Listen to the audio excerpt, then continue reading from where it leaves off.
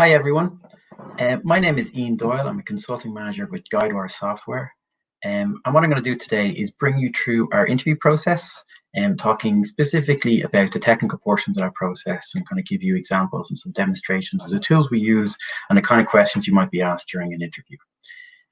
So I'm just going to jump right in now, and I'm just going to start with a bit of a slide deck that explains what our process is, the different stages, and I'll talk a little bit about this before jumping into one of the two demos I'm going to do. So just bear with me a second and I'll share my screen.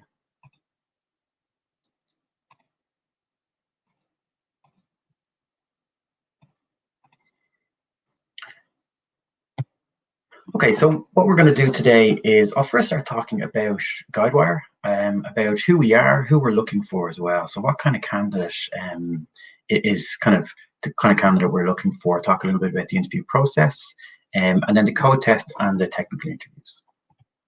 So Guidewire is an industry-leading insurance platform cloud company. So we're essentially a software development company, a cloud company that delivers solutions for the insurance industry. So this is a worldwide industry. That's a worldwide company. So we operate in over 30 countries. We have about 400 plus people in our Dublin offices. Obviously back when people were able to go into offices, which you all hope will be again sometime soon. And we are hiring for multiple different teams right now and always going to hire for different teams, but primarily in technical roles. Now we do have non-technical roles, but the primary bulk of our hiring is in those kind of technical problem-solving software development style roles.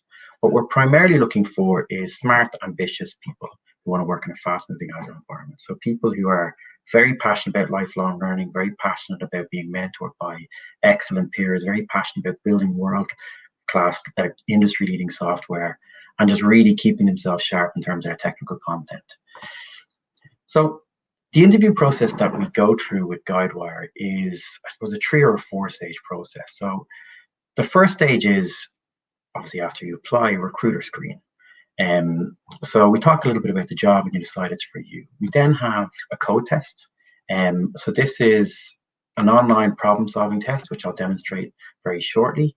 And before you move on to a technical phone screen, which is very much an interactive conversation.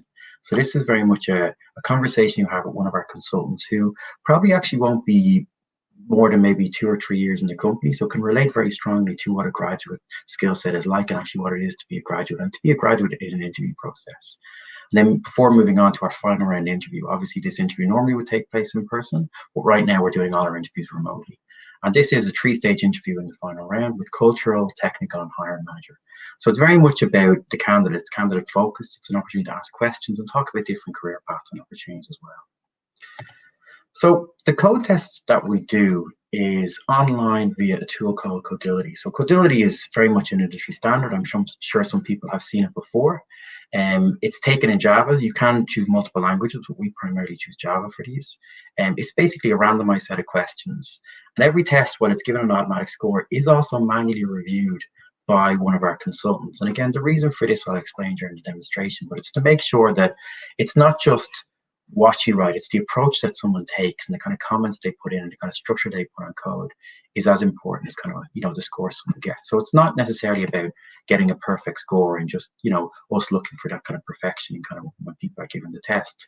It's just an indicator for us about someone's knowledge and also kind of an insight into their problem solving ability, which is really, really important for us. So what I would say is as you're kind of doing the code test, you may feel it's not going very well, but really because it's going to be manually reviewed, I think everyone has an opportunity to do well in this code test. So the next thing I'm going to do is just launch into a bit of a demo of Codelive and talk about some of the questions we ask and the reasons we ask these kind of questions and maybe some tips and tricks for how to succeed and how to prepare yourself for this kind of interview. So just a second here and I'll share my screen.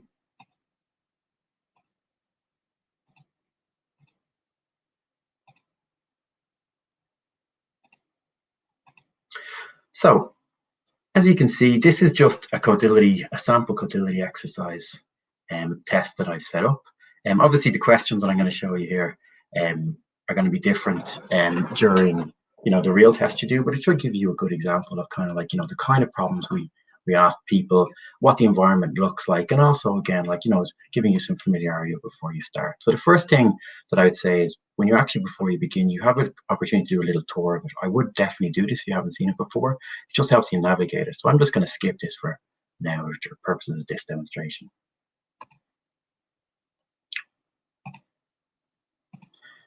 So you can see here that the first thing is you have a time limit on these tests. So these tests are timed, and generally speaking, depending on kind of what test you're doing, it'll be from 60 to 90 minutes, give or take. The next thing is the number of tasks you have. So in this question, we have 2 tasks to complete. And one thing that's really important is to definitely attempt both tasks or whatever number of tasks you're asked to do. The tasks should be written in pretty much plain English, and they should hopefully be quite understandable for people. So the next thing is just to take a bit of time and to read what task you have here. So I'm not going to go through this because it's a demonstration, but essentially what we're being asked to do here is, the scenario we're posed is that there is a hard drive that's filling up, but you have to start categorizing the types of files on that hard drive based off their extensions. So again, it's something that's quite easily understood by people. You're given a string that has the name of the file and then the size of the file in bytes. So this is, an MP3 that's 11 bytes. What you have to do is tot up the total of all the different types using the criteria here. So what I'm going to do is just copy in a solution that actually was a real solution that someone gave us, in a code test that they did earlier this year.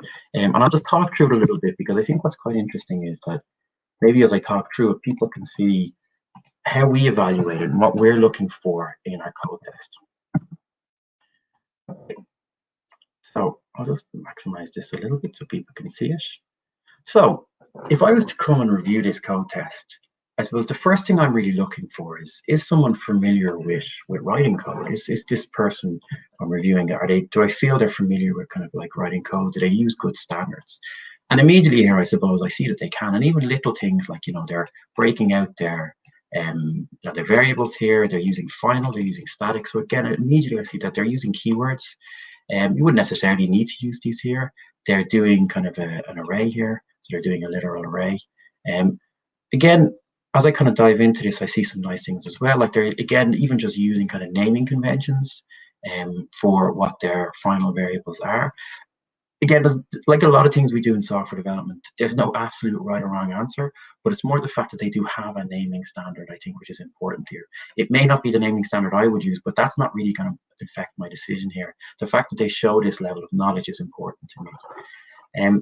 The next thing I suppose I look at here is, again, some nice kind of OOP stuff, some nice object-oriented programming kind of ideas here coming in. The fact that they have a variable set, but they've actually declared a hash set. Again, it kind of shows to me very, very easily and very quickly that they clearly understand this idea of inheritance, that they actually have a literal hash set, but that the variable is a set and that they have generic types here. The next thing I suppose I would look at is, once I kind of get past, like, the type of code they've written, is the actual solution itself. Now this is, what they've done here is a relatively simple solution, but this is also a relatively simple problem. So what they've done is they've kind of looped through the files, and they've kind of just split it out based on the extension, putting them into buckets. So putting them into the hash set buckets that they want to. And then they have a private static function here that actually just prints out the final message that they have. One of the things I really, really like about this is they've actually taken the time to write some comments as well. So again, they've kind of understood probably that this is going to be reviewed by someone. So anything you can do to make that review a bit easier is really important. So what we see here is, they actually just have a bit of an explanation about why they had to kind of write this block of code that they're not particularly happy with. And that's a really good thing to do. And again, we're not going to judge someone based on some slightly imperfect code or so that isn't ideal, because it is a test environment and we understand that. But again, some kind of comments around that and some rationale around it is really, really good.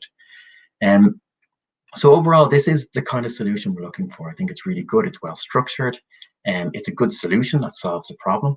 It also has some nice comments in here, and it does definitely give me, as the interviewer, the kind of impression that I want to talk to this person a bit more. I want to see what else this person has. So it's definitely a candidate that I'd be very enthusiastic about moving forward. So these are the kind of questions you can be expected to ask in the first stage of the interview process, that first coding test. They are kind of real world examples. They are written in relatively simple English. Obviously, this is just a sample test, so this isn't the ones you're going to get. But again, it's similar enough kind of problems that should be able to be solved with just basic Java that, use basic object-oriented programming, examples such as using collections, such as using loops, such as using case switch statements and things like that. And give candidates the opportunity to break things into separate functions, but also give candidates the opportunity to solve problems in multiple different ways. Okay, so now just going back to the slide deck for a second.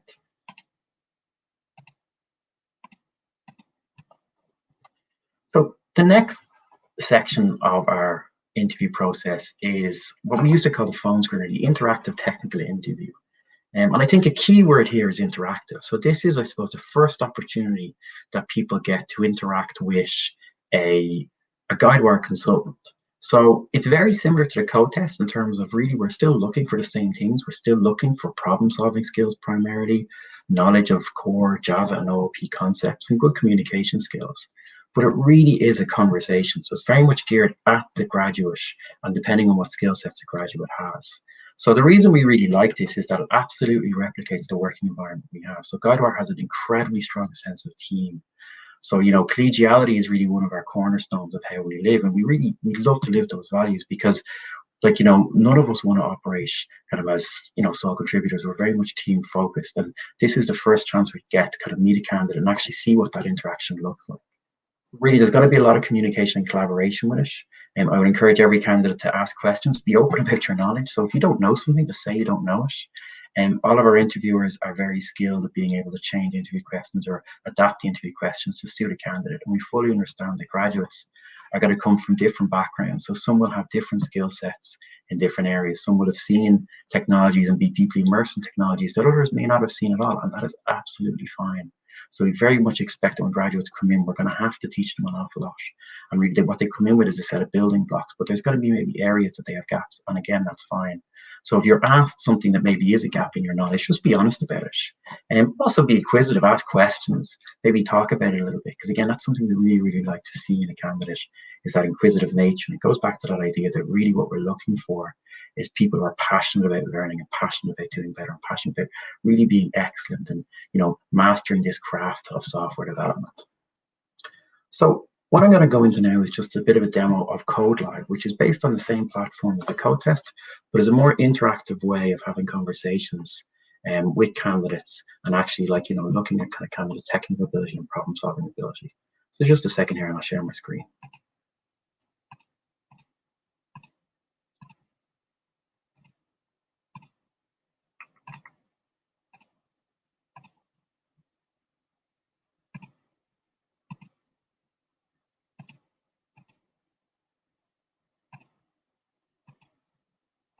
So what we have here is our Codelive platform. So Codelive is, as you can see, very, very similar to Codelive, except the difference between this is that when you actually kind of get on a phone screen or technical interview, both you and the interviewer can see this code. So as I write something, the candidate can see it, and as the candidate writes something, I can see it. And what we use this for is a couple of different things. So we might start off with some, just open-ended questions. And I have some examples here. So we might start off with, everything from, string equality or object equality in Java, which kind of cocks to the heart of some core OOP concepts. What I have here, second one, is an example of a file reader and a properties file. And again, I might actually just post this up and ask the candidate as a question, what's happening here? Can you just explain to me what this is? And even if they've never really seen something like a properties file before, again, like a file reader, maybe I would expect them to see, or even if not, they can maybe talk about what's happening here. So I'm instantiating a new object, I'm giving it an argument, which is a file name. And what I'm doing here is I'm printing out a get property, I'm calling a get property function on my object P, which is a properties.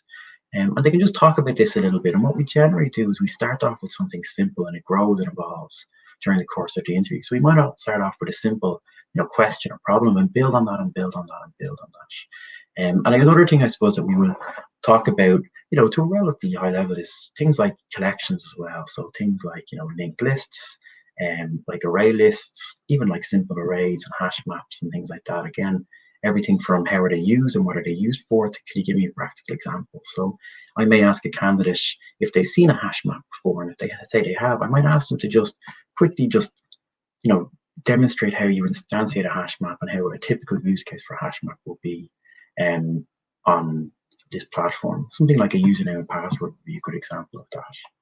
Another example here that we might do is something like an integer versus an int. So again, it kind of talks at heart of what's the difference between an integer and an int. So one is a primitive and one is kind of a wrapper object.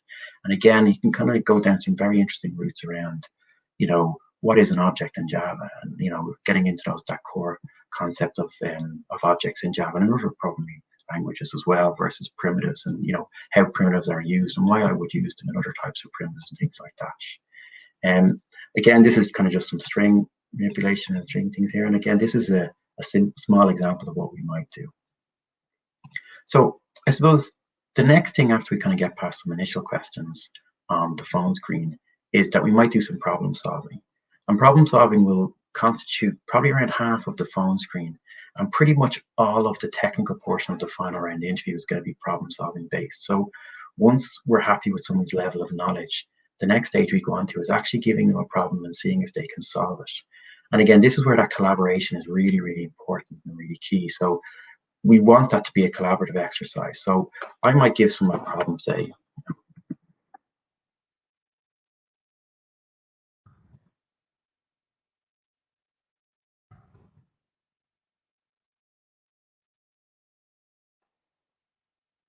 I might say just, reverse a given string s. And again, this is, something that's quite simple. But I think I have an example here.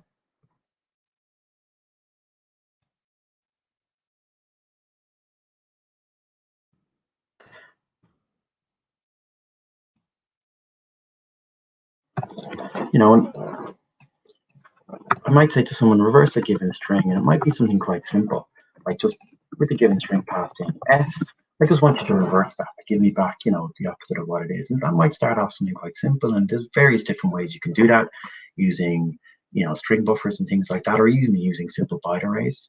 But we might build on that a little bit. So I might say, actually, well, given a string s, reverse it, but also remove all spaces and capital letters, or remove all vowels. And again, we kind of add complexity to it. And this is where that collaboration comes in, that really what we want to do is kind of create that collaborative environment where maybe the candidate is asking questions, they're explaining what they're doing, they're explaining the rationale around something, or having a bit of a conversation with the pros and cons of different techniques. And really, we kind of get that communication skill from a candidate during the interview process. We kind of get to see what a candidate is like in that kind of collaborative environment. Now, I know this might sound a bit daunting, but in general, actually, it also should be something that is kind of interesting and hopefully fun for a candidate. And we've had experiences certainly where candidates have come out of interview situations, and while it's been challenging for them, I think they've also enjoyed it as well. The other thing that we'll do as part of this interview process is it's an opportunity for a candidate to show something to us. So it's an opportunity maybe for a candidate to demonstrate something they've done, be that a final year project, or a specific technology or skill set that they have. And during the final year project, I suppose, example, you might want to think about how you're going to demonstrate this. So do you have some code you can show? You can share your screen and show your code. Do you have it live and working? Do you have maybe a demonstration of it? If it's an app, you can kind of either show it on the screen, or you can kind of use an emulator or something like that to show it. Or if it's kind of a website or an API service, you can even hit that using tools like Postman and things like that. But again, be able to talk about this, showcase it a little bit is really, really positive.